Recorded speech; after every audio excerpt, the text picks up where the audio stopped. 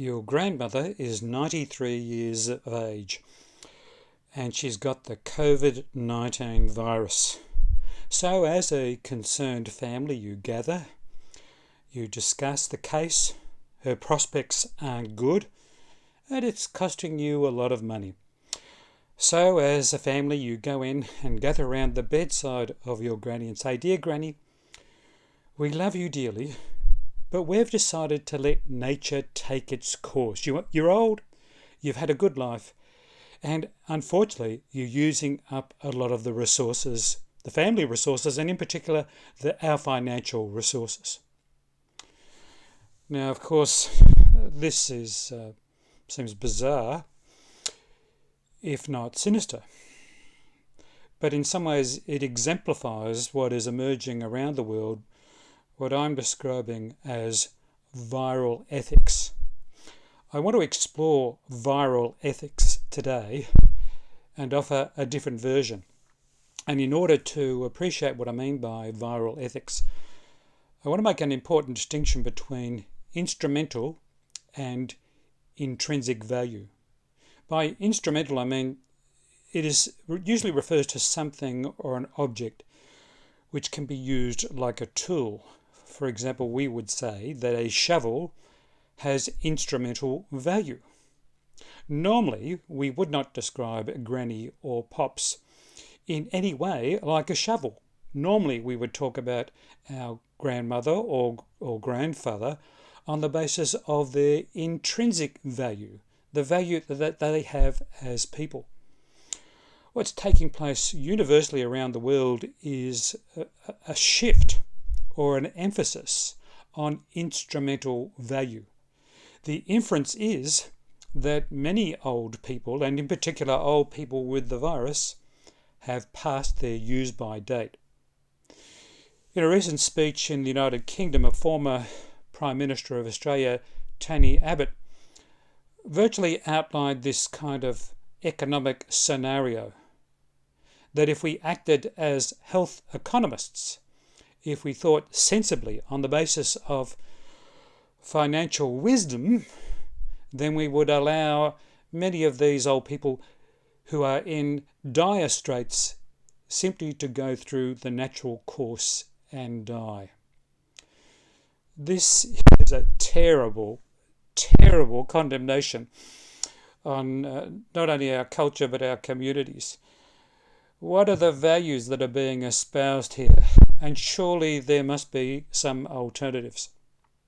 So let's keep in mind this notion of viral ethics and the importance of the distinction between instrumental and intrinsic value. What I want us to do now is to have a look at the ethics of the Jesus community as a radical alternative to the viral ethics of our day. In particular, I want us to have a brief look at the Gospel of Matthew, because in the Gospel of Matthew, old people on the margins, marginal groups, people who have been sidelined on the basis of age or race or gender or disability, they matter in the Jesus community. To that end, Jesus paints a remarkable portrait of this inclusive community where all people are considered to have intrinsic value. And he presents that in the Sermon on the Mount, which is in chapters 5, 6 and 7 of the Gospel of Matthew. It's a wonderful image. It's an image of how life could be when the creative and compassionate presence of God fills the world, creating communities, restoring dignity to people. It's an ideal, a wonderful ideal. And on the basis of the Sermon on the Mount, the rest of the Gospel works its way out. And this theme, that the marginal ones count, that the marginal ones have intrinsic value, threads its way through the rest of the Gospel. So there's a classic text in Matthew chapter 18 where there are several references to these marginal ones, and they're referred to as these little ones. And Jesus exhorts his followers to do whatever it takes to protect, to preserve, to honour the value and the life of these little ones. One stage he uses a short version of that wonderful parable of a shepherd who has lost one of 100 sheep, and the shepherd will do anything the shepherd can to find that sheep. That one lost sheep is just so important, of irreplaceable intrinsic value.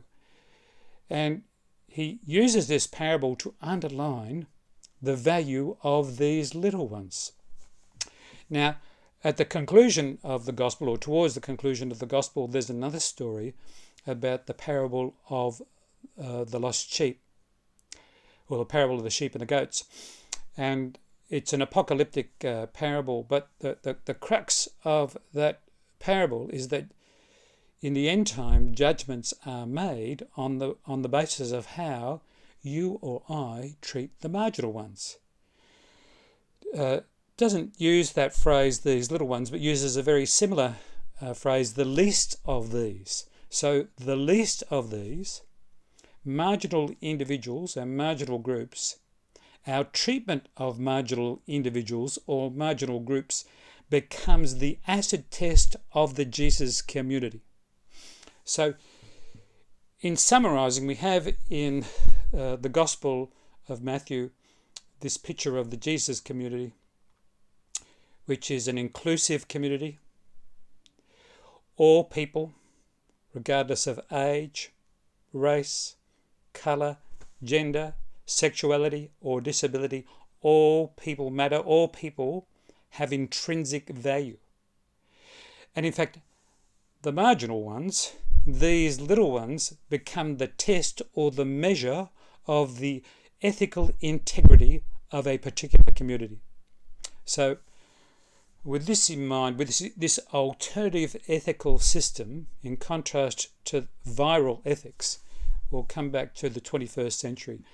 In order to appreciate the 21st century, I just want to introduce a couple of philosophical terms which help explain the world in which we live.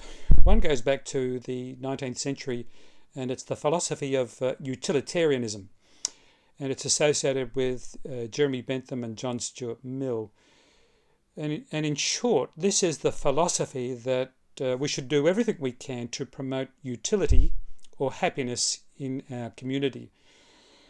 And it takes on a rather pragmatic hue, especially in the 19th century with the rise of capitalism and the development of modern technology, that we will calculate, we will estimate the sorts of things that we need to do to ensure that happiness is increased. The maximum amount of happiness is attained. And this utilitarian thinking, of course, shapes or pervades much of 20th century economics and politics. We look at things on the basis of their utility. Will they enhance the happiness, or especially the greatest happiness in any particular country or in a society? Now, of course, what mucks this system up is that it is largely driven on the basis of certain minority groups. Wealthy, white, usually middle-class men are often the major benefactors of this increase of happiness or utility. They make squillions from the increase of happiness and utility. You only have to look at some of the mega companies of today that often promote this kind of philosophy that we're all going to benefit, but the benefits are usually accrued to very small minorities. Now, on top of this utilitarian philosophy, a more sinister hue has developed in the last 3 or 4 decades under the broad heading of neoliberalism. Neoliberalism in some ways is a version of that utilitarian thinking, and yet has, as I said, this sinister note that in order to maximise the happiness, and as I said, it's really of a few, of a minority, we have to be very careful of things that are risky, of contingencies, things that might get in the way, that thwart our plans. And so in this day and age, governments, companies, voluntary organisations are all obsessed with risk management. Everyone's looking at their risk profile. They're doing analyses and audits in order to minimise risk. In that context and in our world, there are particular groups that are seen as risky. People of colour, black or brown, people with disability, and people who are old. In recent days in Australia, particularly in New South Wales and more so in Victoria, owing to the COVID virus, there's been a crisis in our aged care homes. And there's been a pseudo-debate about who's responsible for these aged care homes.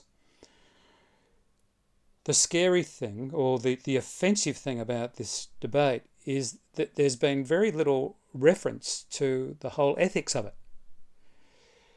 And once again, we start to treat old people as though they do have a use-by date, as though they don't have any intrinsic worth, as though they are expendable. Sooner or later, I'm hoping that in Australia we will say old people have intrinsic value.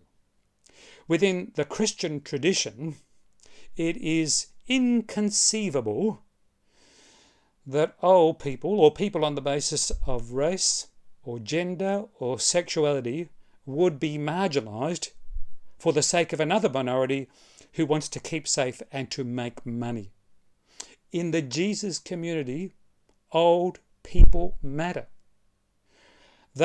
We have intrinsic worth. And on that basis, we should do everything that we can to preserve the dignity and value of these lives. If you are fortunate enough at this stage in your life to have a granny or a pops in your life, then for goodness sake, value them. If unfortunately you're estranged from them, if part of the price you're paying for the virus is that you can't see them or contact them, then I feel for you, and I hope that there's some way that you can communicate to them the worth they have for you and the love you have for them. If you can see granny or pops, give them a hug.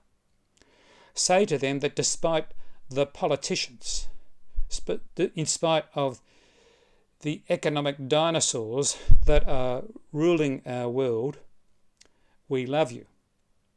We recognise your value and you enrich our lives. In the name of God, Creator, Redeemer and Sustainer. Amen.